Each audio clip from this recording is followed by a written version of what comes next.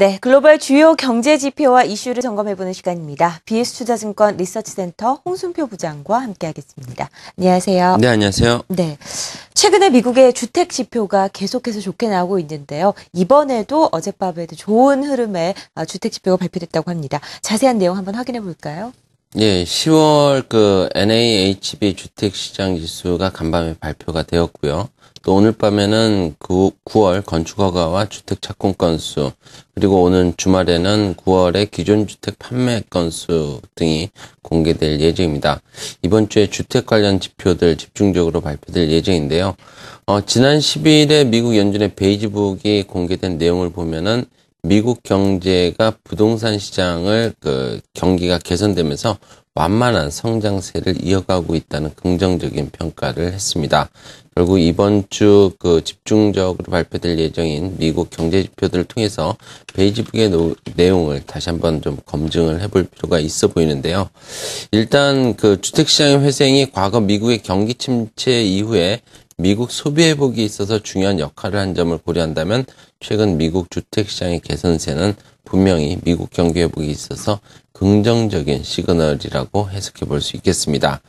우선 간밤 공개된 NAHB에서 공개된 10월 주택시장 지수 같은 경우는 물론 예상치인 42포인트보다 다소 좀 낮았지만 41포인트를 기록하면서 여전히 고공비행을 하고 있는 것으로 나타나고 있습니다. 주택시장 지수는 지난 4월에 24포인트를 기록한 이후에 현재 빠르게 반등하면서 그동안 미국 경제 성장에 하방 압력으로 작용했던 주택시장이 미국 경제 성장을 주도하고 있다는 기대감을 갖게 하고 있습니다.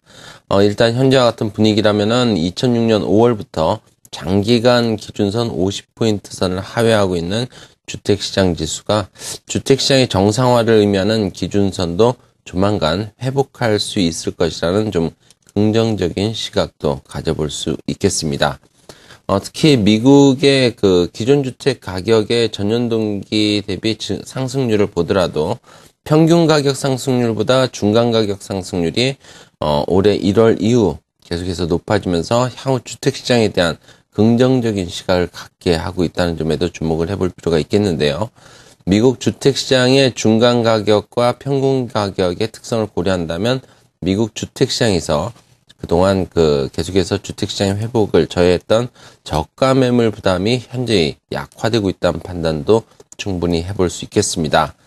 다시 말씀드려서 미국 주택시장 내에서의 실수요가 강화되면서 유의미한 주택가격 상승세와 함께 주택 재고 측면에서의 부담이 약화되고 있고 또 공급 부분에서의 완만한 상승세를 감안한다면 미국 주택시장에 대한 회복의 기대는 앞으로도 좀 더 지속 가능할 것이라는 긍정적인 전망이 가능해 보입니다. 네, 주택시장은 사실상 미국 경기를 확인할 수 있는 바로미터라고 할 수 있죠. 3차 양적 완화 정책이 제대로 시행이 된다면 주택 경기 회복에 좀 긍정적인 영향을 미칠 수 있을지 궁금한데 어떻습니까? 3차 양적 완화 효과도 일단 주택시장 회복에 상당히 좀 긍정적인 기여를 해줄 것으로 기대가 됩니다. 이번 3차 양적 완화 같은 경우 과거 1차 양적 완화와 같이 MBS 위주의 매입을 골자로 하고 있다는 점이 특징인데요. MBS의 매입은 MBS 모기지 금리의 하락과 함께 구매자들의 주택 구매 여력을 높여줄 것이고 또 결국 기존 그리고 신규 주택 시장에서의 매매 활성화를 분명히 가져올 수 있는 그런 효과를 가질 것으로 판단이 됩니다. 실제로 지난 1차 양적 완화 시기에 연준은 2008년 11월 25일부터 2010년 3월 24일까지 MBS를 대략 1조 4,500억 달러 정도를 매입을 했는데요. 같은 기간에 30년물 기준으로 모기지 금리는 0.98%포인트나 하락했고 또 구매 여력 같은 경우는 23.6포인트 정도 상승을 했습니다. 이와 같은 구매 여력 확대에 기존 주택 매매 건수와 신규 주택 매매 건수가 각각 2000년 이후에 평균 월간 변동 대비 26,000건과 2,600건씩 증가를 할 수 있었습니다. 물론 아직 주택시장 회복에 따른 미국 경기 회복 기대치 상향은 아직은 좀 시기상조라는 점도 분명히 염두에 둘 필요는 있어 보이는데요.